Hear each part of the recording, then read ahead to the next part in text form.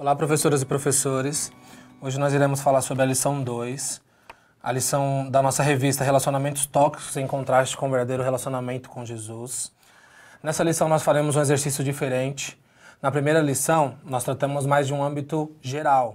Nós colocamos para como nossos alunos teriam que se conscientizar sobre como funcionam os relacionamentos tóxicos, introduzir os nossos alunos na sociedade onde eles se encontram, com os relacionamentos tóxicos que podem ocorrer dentro das próprias congregações, dentro do seu âmbito de trabalho, dentro do seu âmbito familiar.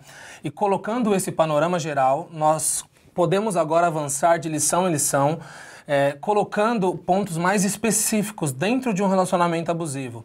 Nós não vamos falar sempre de um relacionamento visto de fora, nós conversaremos mais sobre os relacionamentos vistos de dentro. Nessa segunda lição, nós vamos fazer um exercício que provavelmente vai ser o único da lição, que nós vamos sempre olhar mais pelo lado da pessoa que é abusada e não tanto pelo abusador, mas nessa segunda lição nós olharemos pelo lado do abusador. Por quê? Porque é importante nós entendermos que não só dentro das nossas congregações pode haver relacionamentos tóxicos com os nossos membros, com os nossos alunos, com os jovens das nossas congregações, como também pode ser que nesses relacionamentos tóxicos o abusador seja também do nosso meio, o abusador seja também dos nossos liderados, dos nossos alunos, e ele tem que se identificar como tal para poder sair dessa situação. Então, colocando o panorama geral dessa lição 2, nós vamos conversar aos olhos do abusador de uma das principais características que ele executa com as suas vítimas, que é não assumir a sua culpa em hipótese alguma.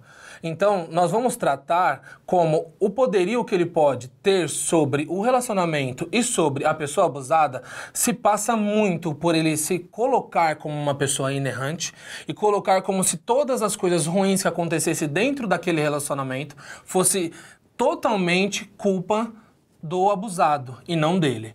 Então esse será um ponto central da nossa lição.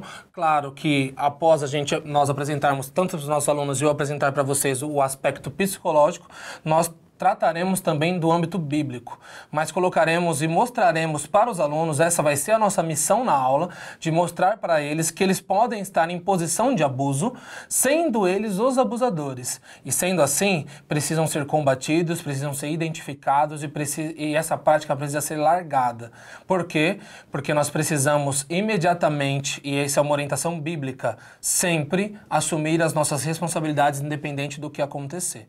O nome dessa segunda lição é A Culpa Não É Transferível. Assuma a sua responsabilidade. Os objetivos que nós, professores, teremos que passar para os alunos e fazer com que eles entendam é identificar como o abusador transfere a culpa para o abusado, entender como é antiga a atitude de não assumir a responsabilidade e 3, aprender a vivenciar a responsabilidade ensinada na Bíblia. Entendem que nesse tema nós podemos ver que responsabilidade talvez seja o centro de toda a argumentação que nós vamos fazer com os nossos alunos. Por quê?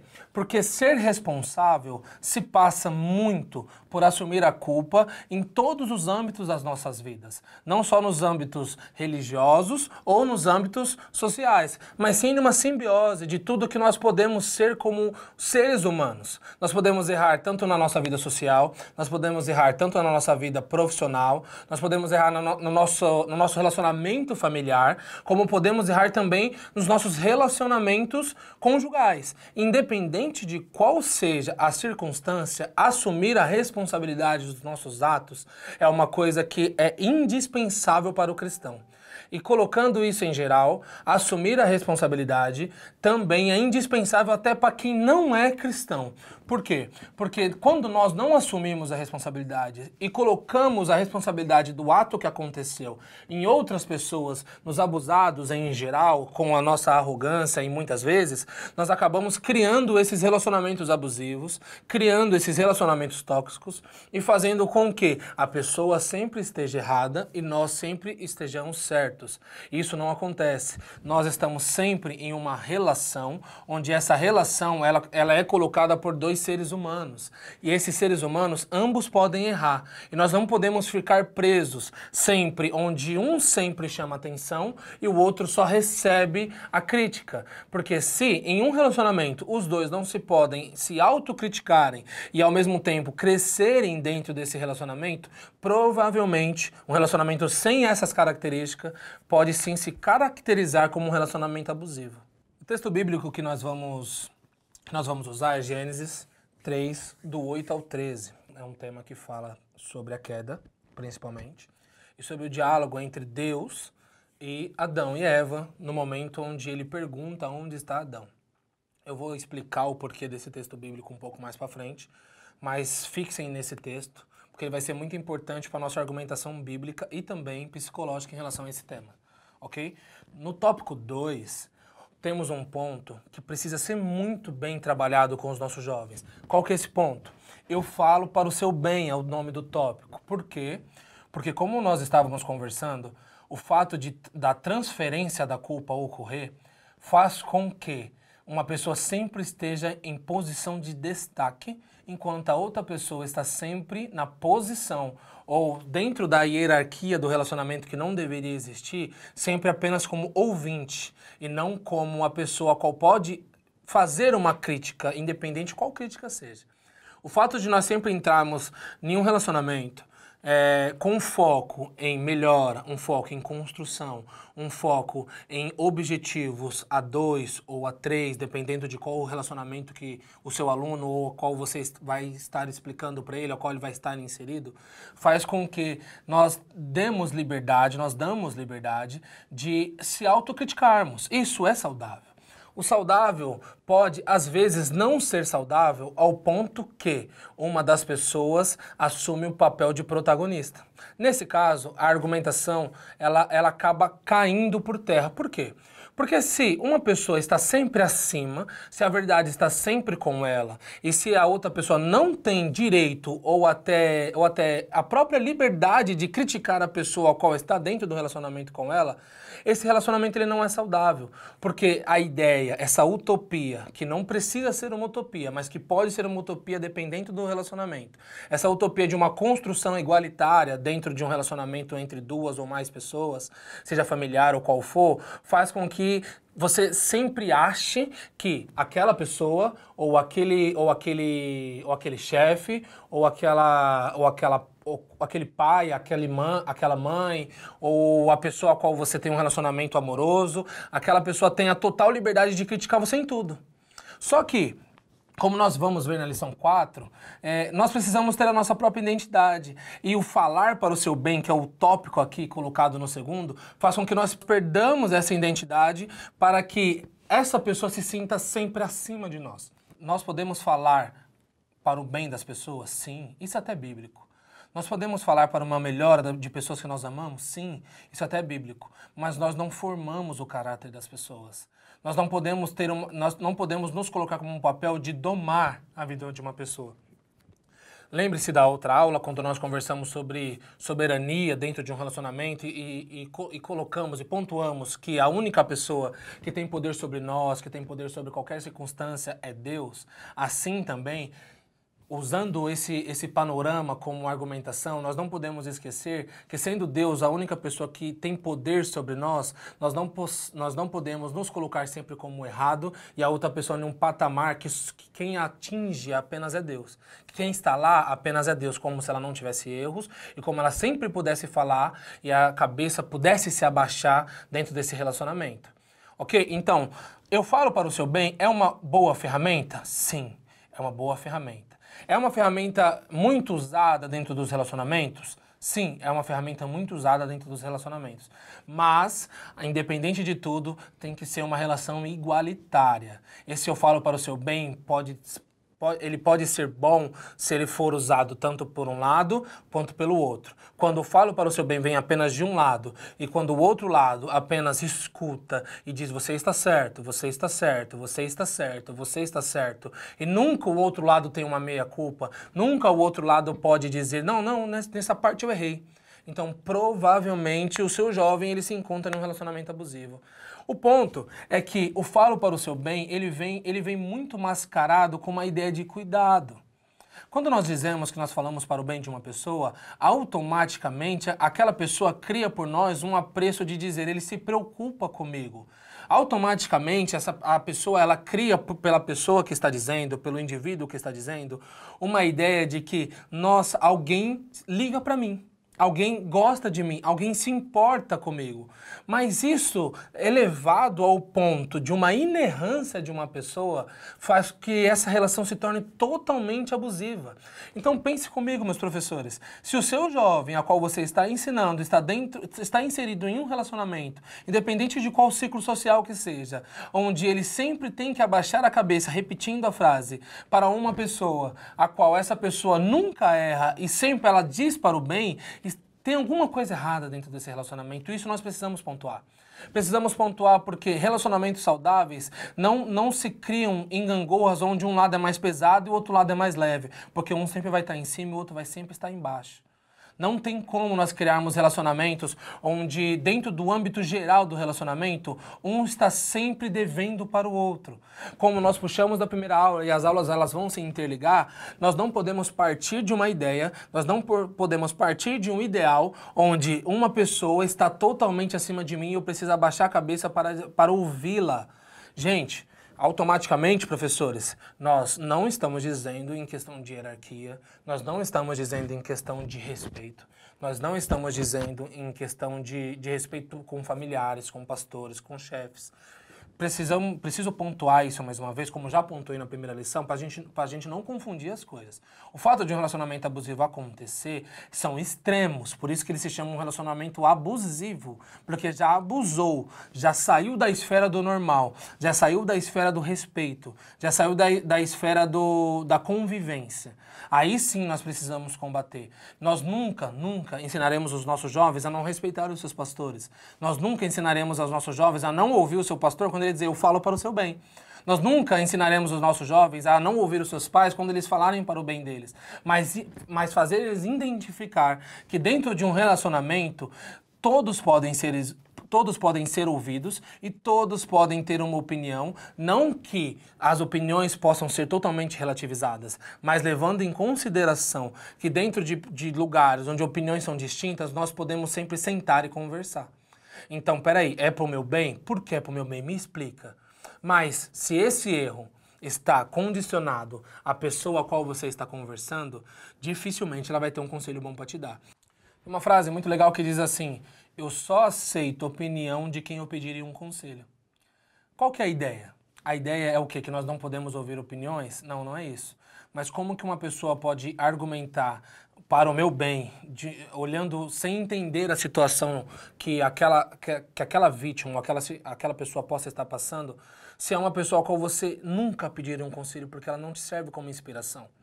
Então, o ponto a ser seguido, professores, é o quê? Esse segundo tópico, esse segundo subtópico, né, do primeiro tópico, ele vai nos colocar o quê? O falo para o seu bem, ele é ótimo se ele é usado das maneiras corretas. E ele sim, e você precisa identificar isso para o seu aluno, ele sim pode ser usado de uma maneira ruim, de uma maneira em forma de abuso. Isso pode sim minar a relação com os seus jovens. Certo? A relação dos seus jovens com os seus cônjuges, a relação dos seus jovens com os seus familiares e a relação dos seus jovens até no trabalho. Precisamos abrir um paralelo. Sempre entender que, como eu posso dizer, o meio termo geralmente é melhor. Os extremos geralmente não funcionam. Tem uma outra frase que diz assim, tudo que é demais sobra. E geralmente sobra mesmo. Tudo que é muito falar para o bem geralmente não é bom. Quando a gente vai falar por bem de uma pessoa, geralmente a gente vai pontuar circunstâncias onde aquela pessoa erra. A gente não vai tratar a vida da pessoa como se a vida da pessoa estivesse totalmente errada. E nós sempre temos o melhor para falar para aquela pessoa. E aquela pessoa sempre vai ter o melhor para ouvir de nós e praticar. Ok? Então nós precisamos colocar e pontuar sempre. É bom falar para o nosso bem? Sim, mas pontue para os seus jovens, professores. O quê? Que dentro dessa relação, dentro dessa conjunção, dentro dessa simbiose entre a vida social e entre a vida familiar deles, e a vida principalmente romântica, por muitas das vezes deles, eles precisam ter certeza onde ouvir e onde não ouvir, o que é para o bem e o que é abuso. E isso, professor, é uma missão sua. É uma missão sua de poder ver exemplos dentro da sua comunidade, ver exemplos dentro do seu ciclo, onde você pode elucidar melhor isso para os seus alunos, deixar mais claro para eles entender. Esse é um tema muito delicado e qualquer nuance pode causar exagero, qualquer nuance pode causar revolta, mas se tocado da maneira certa, pode tocar em circunstâncias, em vidas que muitas vezes não é alcançada dentro da igreja, em relacionamentos que muitos nem conhecem. É uma missão na sua vida, professor. Que missão é essa? A missão de mostrar que dentro de às vezes, conselhos que podem parecer o melhor, às vezes pode ser uma circunstância abusiva. Claro, hoje nós estamos olhando pelos olhos do abusador, nós olharemos muito ainda pelos olhos do abusado, mas se você focar como essa lição, essa revista, pode mudar paradigmas dentro da sua comunidade religiosa, dentro da sua igreja, pode ter certeza que ela vai te causar muitos frutos. Temos aqui na lição um caso real. Esse caso real, ele é o caso da Ana. Ana foi uma abusadora. Ela se coloca, após se libertar dessas práticas, ela vai relatar o que ela fazia e, obviamente, que o exemplo dela vai entrar em sincronia com a nossa lição. Ela nos coloca que ela eram brigas muito excessivas e os motivos das brigas sempre eram terceirizados.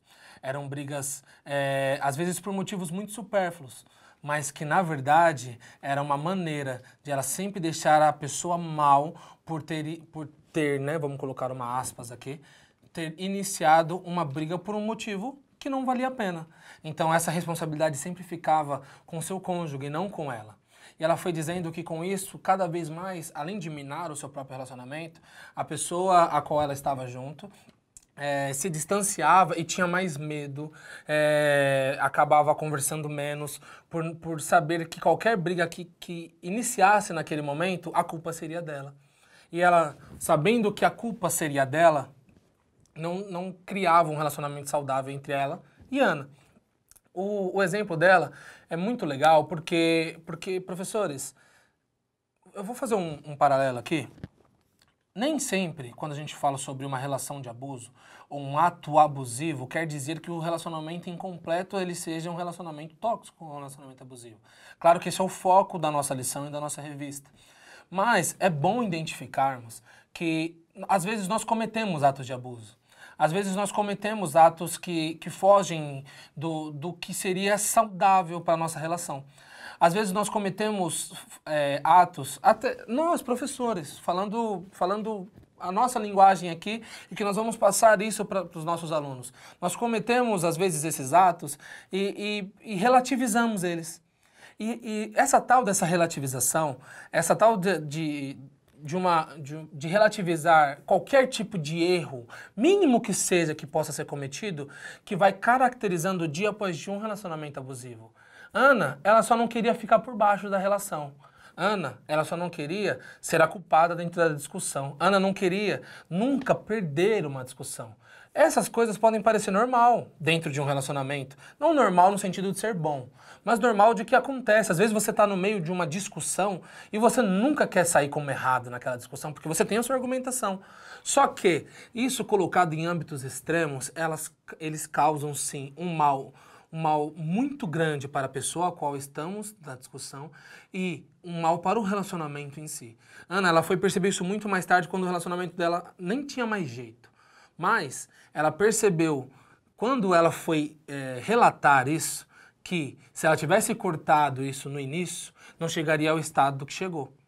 Ela colocou, e faz muito sentido para nós, que se ela tivesse desde o início brigado e falado, desculpa, eu errei, desculpa, eu assumo a minha responsabilidade, desculpa, eu assumo a minha culpa, provavelmente o relacionamento dela não teria sido levado como foi levado. Assumir a culpa, pessoal, assumir a culpa, professores, não é um ponto da vida cristã. por mais que seja uma máxima da vida cristã, não é um ponto que nós precisamos tornar exclusivo apenas das nossas congregações ou das nossas igrejas. Ele é um ponto da nossa vida, como eu disse no início da aula. É um ponto que, dentro de todas as nossas esferas de sociedade, sempre vai nos fazer bem. Assumir a nossa responsabilidade sempre vai nos causar relacionamentos saudáveis, sempre vai nos causar conversas melhores, sempre vai nos causar futuros melhores com pessoas ao nosso redor. Sempre assumir a nossa responsabilidade é o mais indicado, por mais que as nossas responsabilidades às vezes vão naquele momento trazer uma coisa não muito benéfica pra gente, porque a nossa atitude não foi boa. Mas mesmo assim, o indicado e o certo, não só o indicado, como o certo, é sempre assumir a responsabilidade. No quarto e último subtópico do nosso primeiro tópico, nós vamos colocar, o tema é quebra de ciclo. Por que essa quebra de ciclo? Porque o exemplo que a Ana deu, o exemplo que foi citado na lição de Ana, né? Ela disse que isso se tornou um ciclo vicioso. O que seria esse ciclo vicioso? Haviam brigas, haviam discussões, a culpa era transferida, a pessoa ficava mal, depois a pessoa vinha pedir desculpa por uma coisa que ela não cometeu e ali iniciava de novo uma boa relação e depois haviam brigas e o abusador, no caso de Ana, sendo ela, transferia a culpa. Quando transferia a culpa, o abusado ficava mal. Quando ele ficava mal, ele tinha que vir a ela pedir desculpa por uma coisa que ele não cometeu mais uma vez. E nisso foi criando esse ciclo. E esse ciclo foi se arrastando durante toda a vida. E isso foi caracterizando esse relacionamento tóxico, esse relacionamento abusivo. Por quê? Porque a partir do momento que se cria um ciclo, não se tem perspectiva de uma melhora convincente. Não tem perspectiva de uma melhora constante. Por quê? Porque sempre há um período, logo após as circunstâncias que levaram a esse abuso, onde as coisas se acalmam, onde as coisas ficam melhores, onde as coisas ficam bem, mas logo após, depois de um determinado tempo, isso se volta a repetir. Então, o que acontece?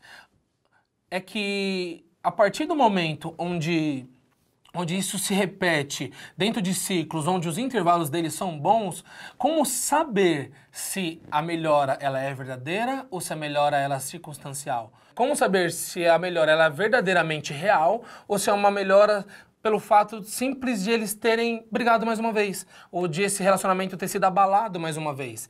Então, nesse ponto, qual que é o melhor recomendável? Quebrar esse ciclo. Tá, mas se eu não sei quando melhora, como que quebra o ciclo? Então eu não vou esperar que essa melhora seja tão constante, porque ela pode variar de tempo. Então o que eu faço? Eu quebro de vez esse ciclo. E como eu quebro de vez esse ciclo? Fazendo com que atitudes que nos levavam a discussões, fazendo com que circunstâncias que nos levavam a entrar nesses conflitos, observando sempre as atitudes do abusador para quem é a pessoa abusada, fazendo com que, dentro de todo esse escopo, nós conseguimos enxergar uma melhora verdadeira.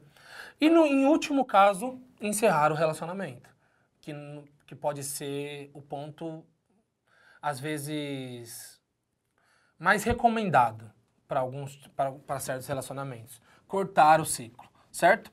A quebra de ciclo citada na revista, ela foi baseada na literatura.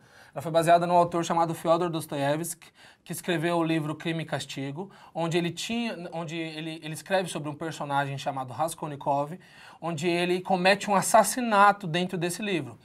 Tá, mas o que isso tem a ver? Pensa comigo. A partir do momento onde ele comete o assassinato, ele coloca determinadas desculpas para que aquele assassinato faça sentido.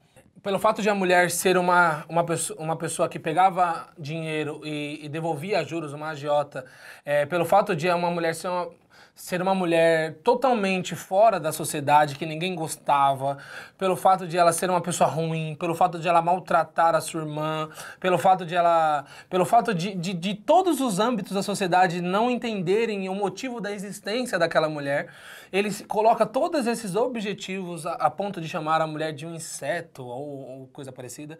Ele coloca todos esses objetivos como ponto. Que ponto? O ponto de ele ter necessidade de fazer um bem para a humanidade ao tirar a vida dela. Mas olha que engraçado. O fato é que o que aconteceu é que ele assassinou uma pessoa e simplesmente não assumiu essa responsabilidade. O fato é que ele assassinou uma pessoa, independente da desculpa que ele desse, e não assumiu a responsabilidade dele, que ele queria fazer aquilo. Porque além de ele pegar o dinheiro, ele nem gasta o dinheiro. Por quê? Porque o conflito existencial que causa na vida de Raskolnikov é muito grande. Pelo fato de ele ter assassinado aquela pessoa sem ter um motivo muito plausível para isso. Não que existem motivos plausíveis para o assassinato, mas para ele existia. Ele escreve um artigo que coloca que pessoas acima da média poderiam fazer coisas acima da média para uma sociedade melhor. Nisso ele vai colocar Napoleão Bonaparte, vai colocando outras pessoas que dentro do âmbito geral fizeram coisas para a sociedade, como massacres ou coisas assim, guerras, e que essas pessoas fizeram pelo bem da humanidade, então não poderiam ser computadas para eles, ou imputadas para eles essas mortes.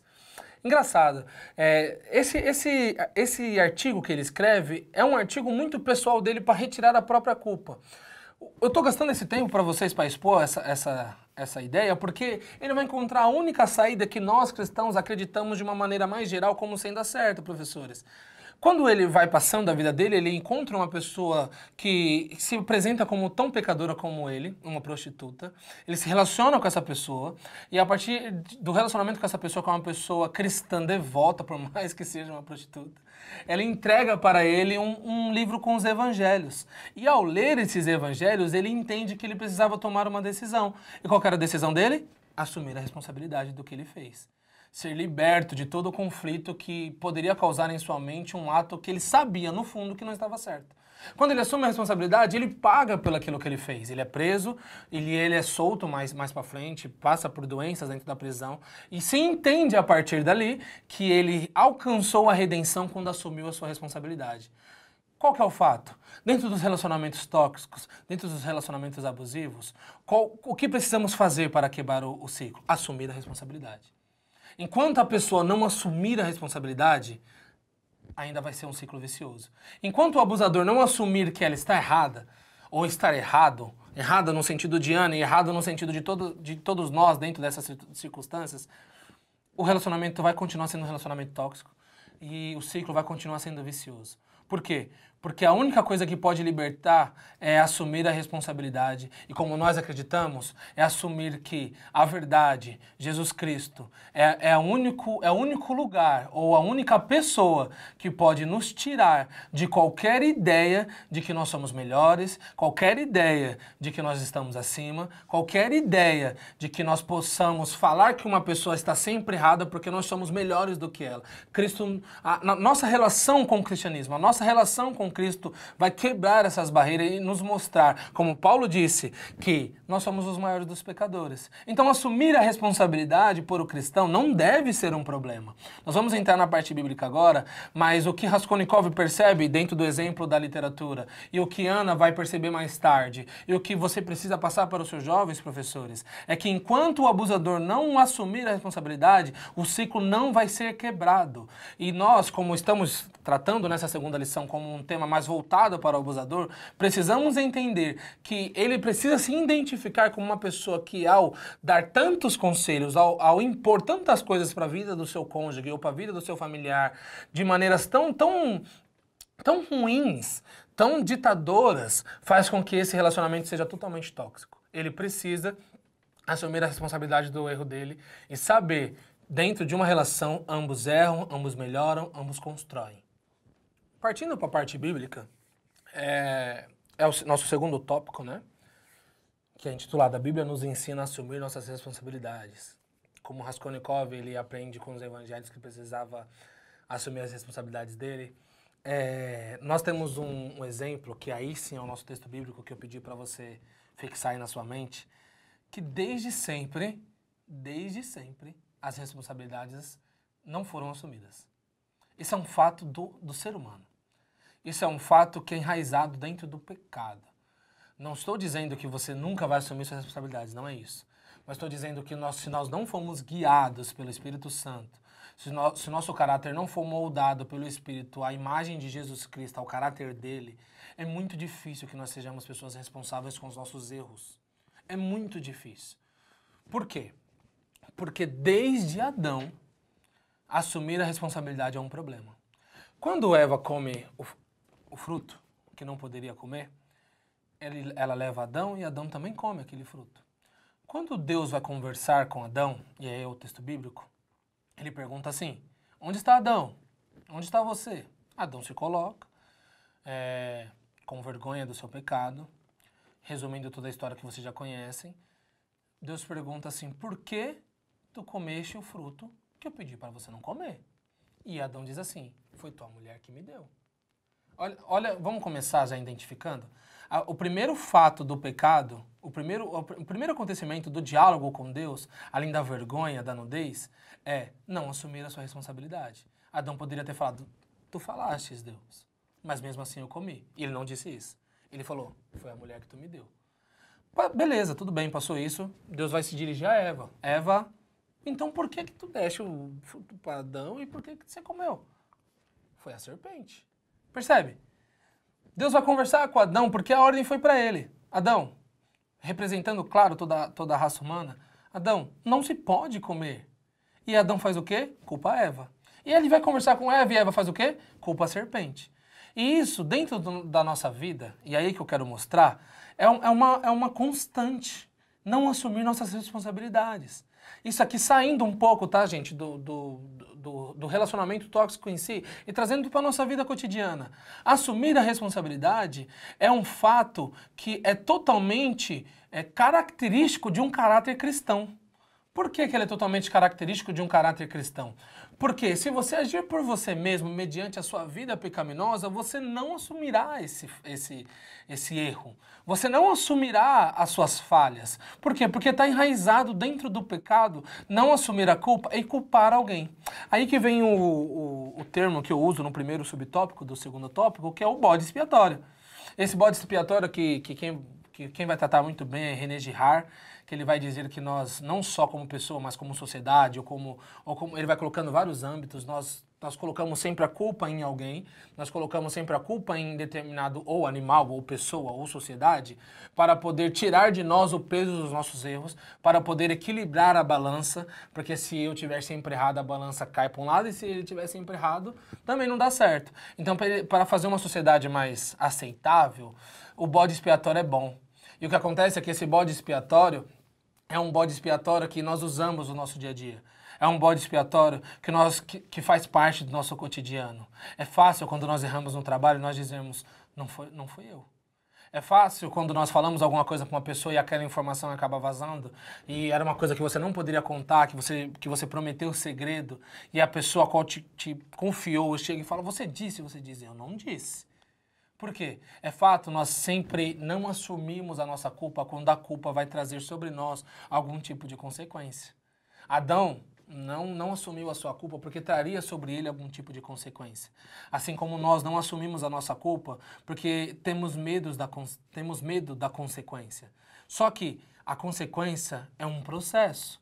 A consequência faz parte das escolhas que nós fizemos. E não assumir a responsabilidade é muito pior. Por quê? Porque não assumindo a responsabilidade, nós nos colocamos como não confiáveis, nós nos colocamos como pessoas que não se pode ter um diálogo saudável, nós nos colocamos em último estágio como abusadores.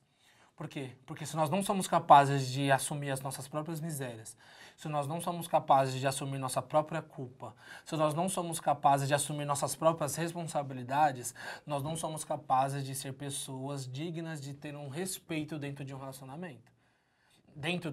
Esse relacionamento pode ser tanto social como um relacionamento dentro de uma congregação, dentro de um relacionamento amoroso. Usar bodes expiatórios pode nos livrar de certas consequências por algum momento, mas a conta sempre chega. Usar bodes expiatórios pode nos livrar de determinadas circunstâncias baseada no tempo presente, mas o nosso caráter continua ruim. As nossas decisões vão continuar equivocadas.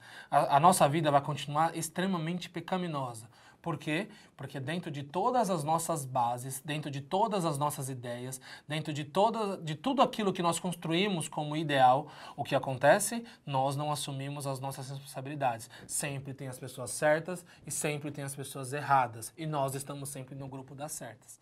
Isso nunca vai ser saudável. Sabe por quê? Porque nós só podemos ter um verdadeiro relacionamento com Cristo, que nós vamos tratar em lições posteriores, quando nós assumimos a nossa responsabilidade, quando nós assumimos que nós não temos controle, às vezes, sobre a nossa pecaminosidade, quando nós assumimos que nós não temos controle sobre a nossa vida em si, e assumimos para Deus que se Ele tiver controle sobre a nossa vida, tudo vai bem, é assumir a responsabilidade da nossa insignificância em muitos sentidos.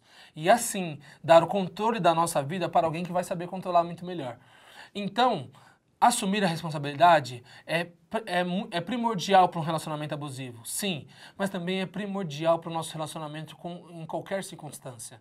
É primordial para o nosso relacionamento com Jesus, é primordial para o nosso relacionamento, sendo ele no trabalho, sendo ele na nossa vida social com amigos, sendo ele num relacionamento amoroso ou sendo ele na nossa vida congregacional. Assumir a responsabilidade é o mínimo da vida de um cristão. Assumir a responsabilidade, preciso que vocês foquem isso para os seus alunos. Assumir a responsabilidade é um mínimo na vida de um cristão. Cristão que não assume a responsabilidade, ele não tem ideia do que é o caráter de Cristo.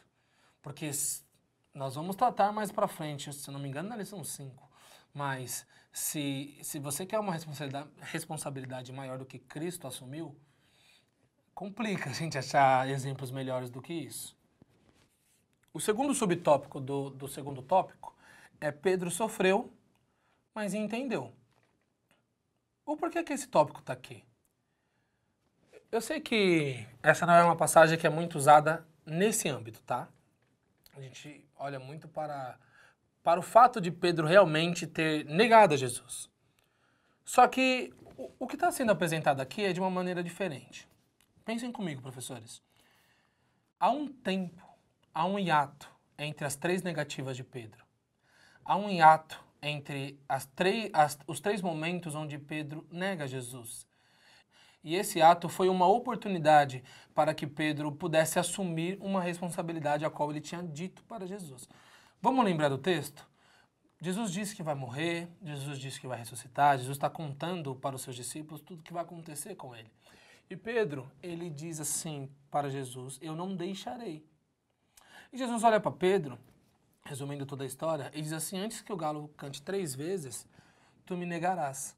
Pedro assume uma responsabilidade com Jesus de não deixar que ele morra, e Jesus diz para Pedro o que ele faria. Quando Jesus é levado, vocês vão ler aí, eu não vou expor todo o tópico para vocês, mas acontece o hiato 3 vezes, e essas 3 negativas, elas não são juntas. Então pense, Pedro teve uma oportunidade de assumir a responsabilidade e ele nega. Ok, vamos dar um desconto para a primeira negação? Ele tem um tempo até a segunda negação onde ele poderia pensar, mas eu disse que não deixaria. Eu disse que não deixaria que fizessem isso com ele. E chegam em mim e perguntam se eu me pareço com ele, eu digo que não. Mas, quando a segunda pergunta é feita, ele nega mais uma vez. E nega mais uma vez. Ele nega 3 vezes a Cristo. O ponto é que ele teve 3 oportunidades, levando em consideração que ele tinha falado para Jesus, que não deixaria que Jesus morresse, ou não deixaria que aquilo acontecesse, e ele não nega a sua responsabilidade de não deixar que Jesus morra, mas ele nega que fazia parte do ciclo de Jesus. O fato de essa passagem ter esse peso pela negação também nos leva a um ponto de reflexão. Pedro, mesmo sabendo, porque Jesus disse para ele de tudo que aconteceria, não assumiu a sua responsabilidade. Mesmo andando com Jesus, mesmo ouvindo Jesus e mesmo conhecendo Jesus. O ponto é, em nossas circunstâncias de vida, e foquem isso com seus alunos, meus professores, em nossas circunstâncias de vida, quando nós somos expostos a momentos onde nós não temos muito o que fazer, a momentos onde eu preciso ser firme com aquilo que eu já tinha dito. Aquilo que nós falamos anteriormente, ele vai ser relativizado por nós? Vai ser relativizado por nós? Porque se for relativizado por nós não assumimos aquilo que nós tínhamos prometido. Nós não assumimos a nossa responsabilidade. E ao não assumirmos as nossas responsabilidades, a nossa credibilidade, a nossa confiança, o nosso testemunho, ele cai por terra. Claro, nós não devemos prometer coisas que nós não possamos cumprir. Mas assumir a responsabilidade vem até em momentos muito complicados de nossa vida. Assumir a responsabilidade vem até em momentos onde, teoricamente, não vai ter nada de benéfico.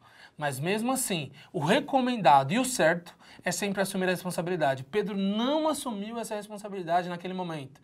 E o que ele recebeu em troca foi um olhar de Jesus que deve ter acabado com ele por dentro. Mas esse Pedro aprende a lição e começa a assumir a responsabilidade de ministro de evangelho.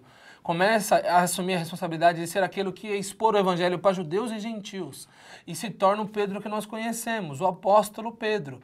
O Pedro que a gente olha na Bíblia, e tirando aquelas primeiras partes dos evangelhos, mas principalmente pelas suas epístolas, é um cara muito firme, um cara muito direto, um cara às vezes até irreconhecível. Esse Pedro, ele se torna, quando ele começa a assumir as responsabilidades impostas a ele, a qual ele disse que seguiria, mesmo tendo errado uma vez. Então, quer quebrar o ciclo? Lembra que nós estávamos conversando?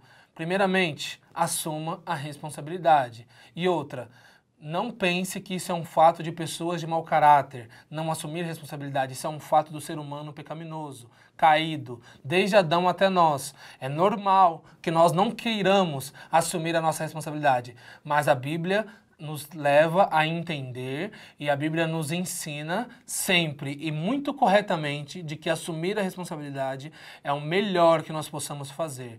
Nós precisamos assumir as nossas culpas, nós precisamos assumir os nossos erros, por mais que Pedro perdesse a sua vida naquele momento. Ele precisaria ter assumido. Que bom que ele entendeu e que bom que ele pôde se tornar, mediante ao Espírito de Deus, o Pedro ao qual nós conhecemos. Assumir a responsabilidade continua sendo o ponto central, não só central, mas um ponto importantíssimo para a vida cristã. Crente precisa assumir a responsabilidade. Professores, alunos seus vão precisar entender que assumir a responsabilidade é o mínimo para um cristão.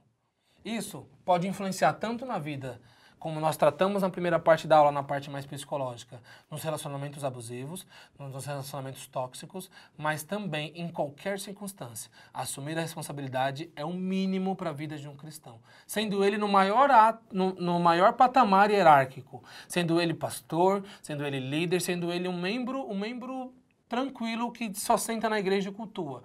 Eles precisam assumir a responsabilidade do seu pecado, das suas culpas, das suas atitudes. E assumir a responsabilidade é a única coisa que vai os libertar do ciclo vicioso, de que é ter um relacionamento tóxico e ter uma vida, uma toxina em sua vida. E o último ponto a se tratar, o último tópico, que é o tópico 3, assumo, peço perdão e sou liberto. Temos um versículo de Provérbios: quem esconde os seus pecados não prospera, mas quem os confessa e os abandona encontra misericórdia. E colocamos, obviamente, dentro de tudo que nós conversamos sobre assumir a responsabilidade, a ideia de que nós podemos assumir as nossas misérias para com Deus a partir de um mediador que é Cristo. Cristo nos abriu a possibilidade de, na conversa com o nosso Deus, na oração ao nosso Pai, podemos dizer que nós não conseguimos, que nós estamos errados e que nós precisamos de ajuda. Só Cristo que pôde fazer isso por nós. Então, com Jesus, que é o nosso único mediador, que abriu esse caminho para que nós possamos conversar com o nosso Pai, tudo fez mais sentido em assumir as nossas responsabilidades. Por quê?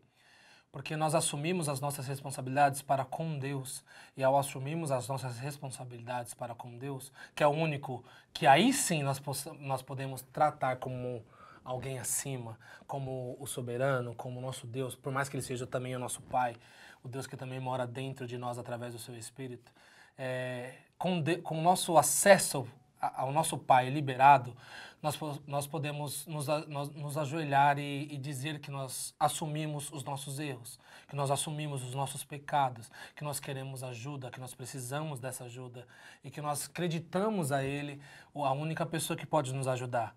Assumir a responsabilidade, só para concluir então a nossa aula, concluindo já a nossa aula, dentro de um relacionamento abusivo, é a única maneira onde você vai quebrar o ciclo.